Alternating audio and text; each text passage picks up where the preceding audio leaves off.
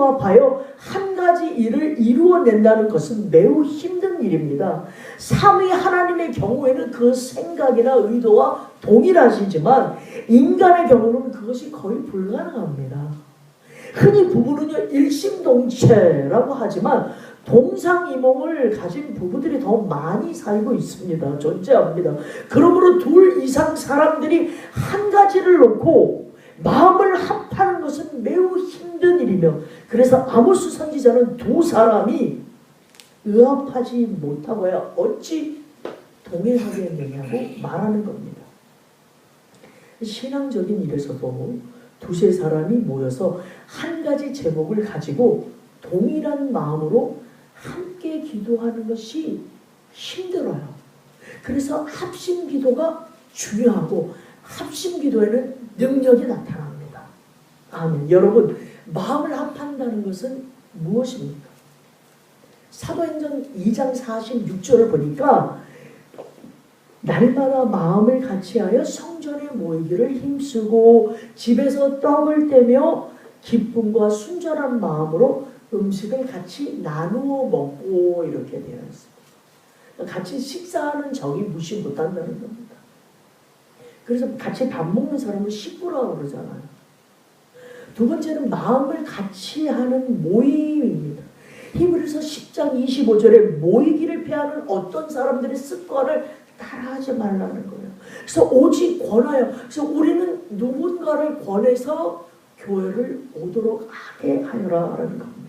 세 번째, 그리스도의 이름으로 모인 곳입니다. 마태복음 18장 오늘 본문입니다. 너희 중에 두 사람이 저하고 박 집사님하고 두 사람이 마음을 합해서 무엇이든지 구하면 하늘에 계신 내 아버지께서 그들을 위하여 우리를 위해서 이루어 주신대요. 제 말이 아니라 하나님의 말씀입니다. 아멘. 두세 사람이 있는 곳에 누구의 이름으로? 예수의 이름으로 모인 곳에 나도 그들 가운데 있다라고 말씀합니다. 아멘. 이렇게 한 마음을 가지고 기도하면 이를 수행하는 것은 매우 유익한 결과를 가져옵니다. 그래서 성경은 그것을 삼겹줄에 비유하면서 삼겹줄은 쉽게 끊어지지 않는다고 교훈을 합니다. 전도서에. 그러니까 두 사람이 한 사람보다 나은 이유를 이렇게 여러 가지로 설명하고 있는 겁니다. 그러므로 여러분, 아까도 말씀드렸지만 개개인의 기도 제목이 있으면 꼭 좀 저에게 좀 나눠주시고요. 또 부족한 교회를 위해서, 또 부족한 저를 위해서 합심 기도할 때 기도해 주시길 바랍니다. 우리가 합심해서 기도하면 하나님이 반드시 이루어 주신대요. 그 말씀을 믿고 예수의 이름으로 우리가 기도합니다. 우리가 저번 주부터 시작했는데 하나님의 숫자는 참 3이라는 게 많이 크더라고요. 그러니까 저번 주부터 시작해서 우리 한 3개월을 기도해 봅시다. 그럼 또 놀라운 열매를 보고 또 기도하고 3년을 보고 그렇게 기도하도록 하겠습니다. 마음을 합하는 것이 가져다 주는 유익이요, 세상적인 일에 있어서도 그러한데 신앙적인 일에 있어서는 사실 저희가 부연 설명할 것이 없어요. 누가복음 5장 9절에 보니까 하는 일마다 성공한다는 거예요. 마음을 합하는 게 그렇게 중요하다. 마음을 합하는 것. 그리고 그 기도가 상달된대요. 사도행전 10장. 그리고 마음을 합하여 기도하는 곳에 기쁨이 넘친다라는 겁니다. 그러니까 우리가 왜 짜증이 나고 불만이 있을까요? 마음이 합하지 않으니까 그런 거잖아요. 신경질 나고. 마음을 합하는 것이 이렇게 중요합니다. 하나님의 말씀에 기준하여 하나님의 뜻을 이루기 위해서 성도들이 동일한 심정을 가지고 이렇게 함께 기도하는 것은 놀라운 역사를 이루도록 하는 겁니다. 그래서 사도 바울 역시 이러한 동역의 유익점을 알고 활용을 했습니다. 유명한 그 설교가인 캠플 목사님이 계세요. 이분이 한 번은 그 캠브리지 대학에 가서 그 채플에 설교자로 초청을 받았어요. 그래서 이 좋은 기회에 내일이 총망되는 이 젊은 친구들에게 인상 깊은 메시지를 전해야 되겠다라고 생각했어요. 그래서 무엇을 전할까 하다가 기도 제목을 하자. 그래서 기도를 배워서 하나님 앞에 기도할 수 있다면 저들의 장래는 얼마나 복될 것인가 라고 기도에 응답하시는 하나님이라고 말씀을 전했습니다. 그런데 이 채플이 끝났어요. 그런데 별로 인기가 없었습니다. 그러나 이 목사님은 이들의 영혼을 사랑하는 마음으로 기도의 중요성을 알기 때문에 정말 열심히 기도의 제목을 가지고 설교를 전했어요. 채플이 끝나고 한 학생이 옵니다. 목사님, 왜요? 목사님께서는 지금 이 시대가 어떤 시대인데 과학, 첨단, IT 굉장한 시대에 아직도 기도의 응답이라는 그런 미신 같은 소리를 믿고 계십니까? 그거는 우연의 일치 가지고 이렇게 그리스도인들은 하나님이 응답해 주셨다, 하나님이 해줬다고 주장하는 겁니까? 그래서 이야기를 들으신 이 템플 목사님이 기도가 우연의 일치라고요? 우연일지도 모르지만 그런데 학생 이상한 일이 있습니다. 제가 기도를 열심히 하고 기도를 그치면 그 우연도 그치고 맙니다. 그러니 그 기도가 얼마나 중요하겠습니까? 라고 이야기했다고 합니다. 사랑하는 성도 여러분, 우리에게 기도보다 더 중요한 것은 없습니다. 기도는 능력입니다. 그래서 우리가 지금 기도할 때입니다. 아멘. 자, 두 번째는요, 합심 기도의 방법입니다. 합심 기도는 어떻게 해야 하는 걸까? 두세 사람이 모이면 되는 겁니다. 또는 여러 사람이 더 모이면 좋고요. 마가 집에서도요, 여러 사람들이 모였습니다. 사도행전 1장 14절에 보니까 여자들과 예수의 어머니 마리아와 예수의 아우들과 마음을 같이 하여 오로지 기도했대요. 무엇을 구했나? 하나님의 도우심을 구한 겁니다. 인간의 힘으로는 되지 않기 때문에 하나님의 도우심을 구한 겁니다. 아멘. 예수님께서 합심의 유익과 원리를 기도와 연관을 시키셨어요. 예수님께서는 두세 사람만이 모일지라도 그들이 예수님의 이름으로 모여 하나님 아버지의 뜻하신 말을 이루기 위해서 기도하고 봉사하고 사역할 때 그들 가운데 임재하셔서 역사하실 것을 약속하셨습니다. 아멘.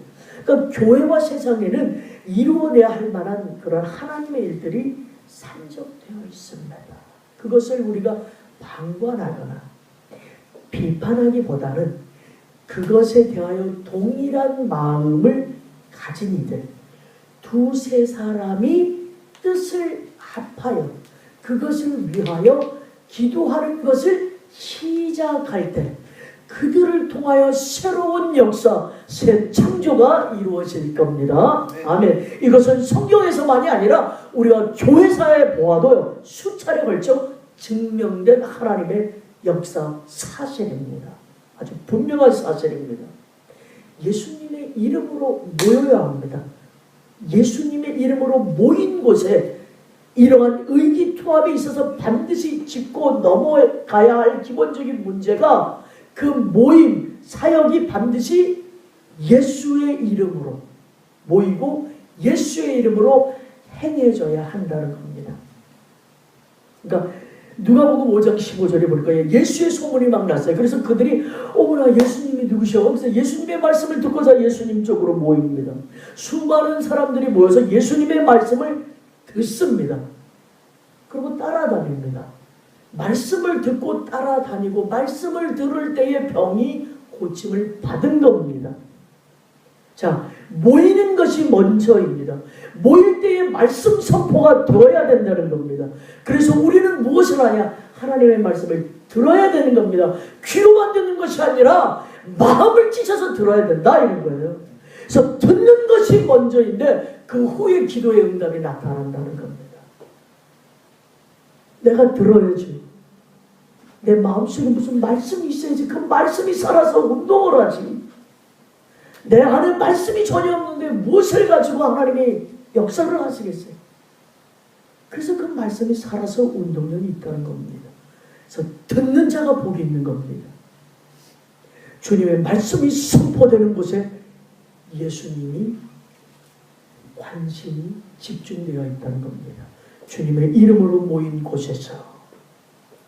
물론 오늘날요 교회 안에서 행해지는 많은 일들은 모두가 예수의 이름으로 행해지는 것이 사실입니다. 그러나 예수님의 이름으로라는 구호로 내걸었다고 해서 정말 그 일들이 예수님의 이름으로 행해지는 것은 아닙니다. 그러므로 우리는 함께 모여서 여러 일들을 도모할 때에 하나님의 뜻이 어디에 있는지를 가장 먼저 확실하게 분별해야 한다는 겁니다. 나에 대한 하나님의 뜻은, 우리 교회에 대한 하나님의 뜻을 분별해야 한다는 겁니다. 하나님의 뜻을 떠나 있다면 아무리 많은 일을 뜻을 합하여 세상 사람들이 하였다 하더라도 결국은 하나님의 뜻이 아니고 결국은 패망하는 겁니다. 그러므로 합심기도 방법은 두세 사람이 모여서 뜻을 합하여 기도하는 것입니다. 그것이 방법입니다. 세 번째, 합심기도의 위력입니다. 야고보서 5장을 보시면 13절에서 16절까지입니다. 너희 중에 고난당하는 자가 있느냐? 그는 기도할 것이요. 즐거워하는 자가 있느냐? 그는 찬송할 것이라. 너희 중에 병든 자가 있느냐? 그는 교회의 장로들을 청할 것이요. 그들은 주의 이름으로 기름을 바르며 그를 위하여 기도할지니라. 자, 믿음의 기도는 병든 자를 구원하리니 주께서 그를 일으키신대요. 혹시 죄를 범할지라도 죄 사함을 받으리라. 그러므로 너희 죄를 서로 고백하고 병이 낫기를 위하여 서로 기도하라. 의인의 간구는 역사하는 힘이 크다. 여기서도 합심 기도를 얘기하잖아. 너희가 좀 잘못하고 있어도 서로 고하고 서로 같이 기도하라는 겁니다. 좀 어디가 아프면 불편하면 서로 예수의 이름으로 함께 기도하라는 겁니다. 뭐 내가 능력이 있어서가 아니라 그 합심하는 기도가 너무 예뻐서 하나님이 병을 고쳐주고 기도에 응답해 주신다는 겁니다. 예수님께서도 합심기도의 위력에 대하여 증명하셨던 것 같이 이 야고보도 합심기도가 어떠한 결과를 가져오는지에 분명하게 제시해주고 있습니다. 그래서 우리도 합심기도를 우리가 시작했어요. 그렇죠? 합심기도는 그러니까 특별히 우리의 죄와 어떤 병의 문제에 있어서